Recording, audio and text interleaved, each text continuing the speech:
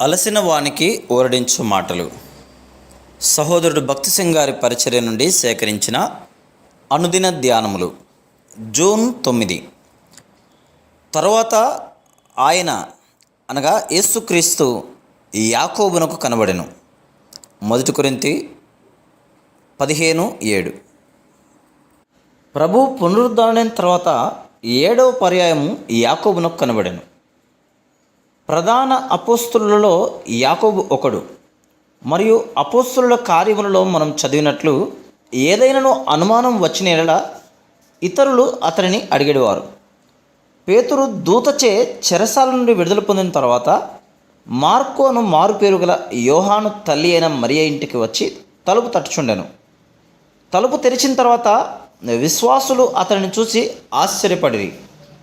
అతడు ఊరకుండుడని వారికి చేసేగ చేసి ప్రభువు తన్ను చెరసాలలో నుండి ఎలాగూ తీసుకుని వచ్చనో వారికి వివరించి యాకోబుకును సహోదరులకును ఈ సంగతులు తెలియజేయడని చెప్పి బయలుదేరి వేరొక చోటికి వెళ్ళెను. అపోస్తుల కార్యములు 12:17.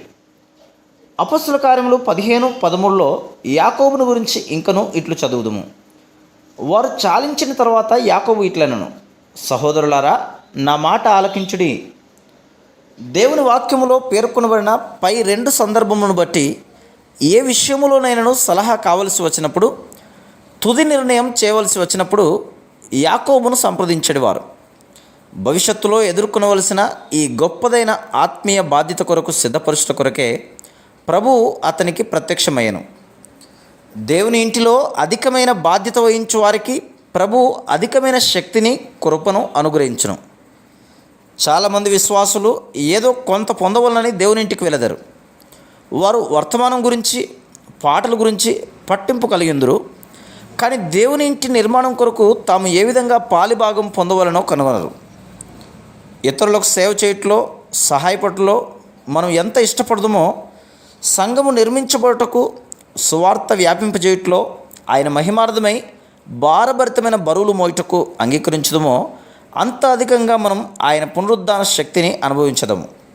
అందువలనే పౌలు ఇట్లు చెప్పుచున్నాడు, ఆయనను ఆయన పునరుద్ధాన బలమును ఎరుగు నిమిత్తమును సమస్తమును నష్టముగా ఎంచుకొనుచున్నాను. ఫిలిప్పీ 3:8-10 వచనములు. మరియు నన్ను బలపరచువాని అందే నేను సమస్తమును చేయగలను. ఫిలిప్పీ 4:13 అని కూడా చెప్పుచున్నాడు. Praise the lord.